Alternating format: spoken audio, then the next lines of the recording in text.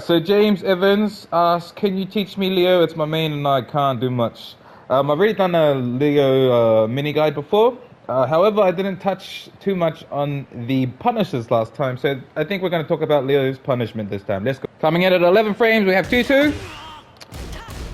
29 damage. Pretty good. +6. You also have 2-1-3, which is what Leo has always had, but it's less damage and it's -8. So just 2-2. You'll always want to do 2-2. I don't think you'll ever want to do 2-1-3 unless you want to style on your opponent. 12 frames is pretty abysmal.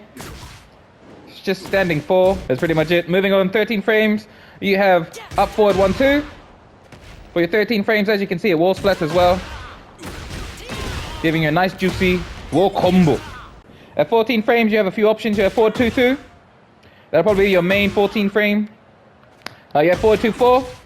Weaker, however, you can go into crouch dash CD for some CD mix-ups, or rage out bait. You also have back 2 1+2, get you into heat. But if you don't want to go into heat, the other 2 options are viable options as well. Speaking of heat, Leo has access to 2 new 14 frame punishment, and that is 4-2-4-3.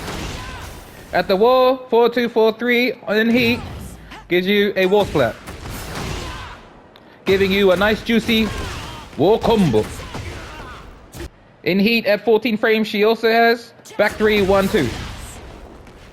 Does not wall splat, however, but it does look cool. Finally, at 14 frames, she launches down forward 2 or hop kick.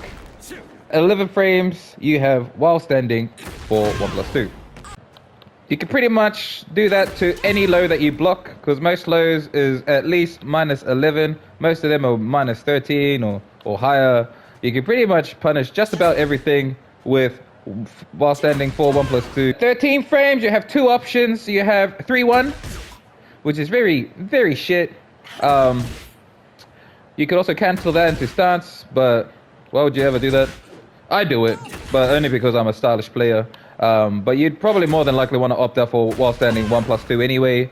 Or, depending on the low, you could also do up forward 1-2 for 13 frames. Magic 4 and counter hit sidestep 1+2.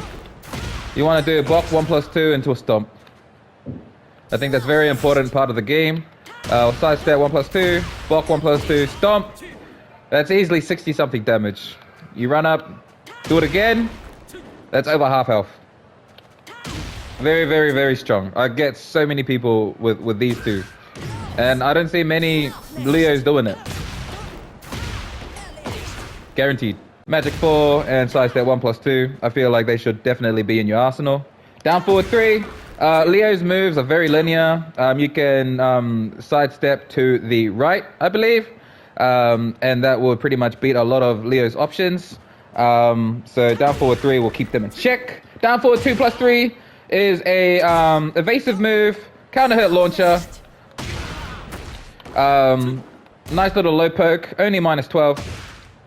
And yeah, I just find it very strong. If you find someone who's very aggressive, who likes to poke, who likes to do a lot of jabs, this will go under a lot of jabs, and more often than not, you will get that counter hit launcher that you're looking for. Down back 3 is very underrated. Very underrated. It is an evasive high. It is an evasive launcher. It is high, however, so they can duck if they're very sharp. But the cool thing about down back 3 is that it's only -8. It is an evasive launcher, massive launcher, gives you massive damage, and it's completely safe. And when you're in heat, you definitely want to use this mix-up, which is the house sweep. Or back 1-2, which is a mid. You can even do the no mix-up and go in for another house sweep. There's such strong mids, man.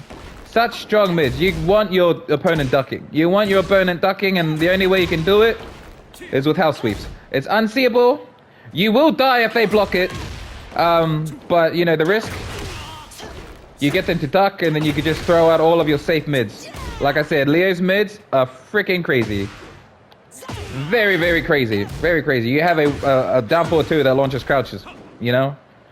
So yeah, house sweep for days. And that pretty much concludes my mini guide for Leo number 2. I hope you liked it. And yeah, thanks for watching. Chirp.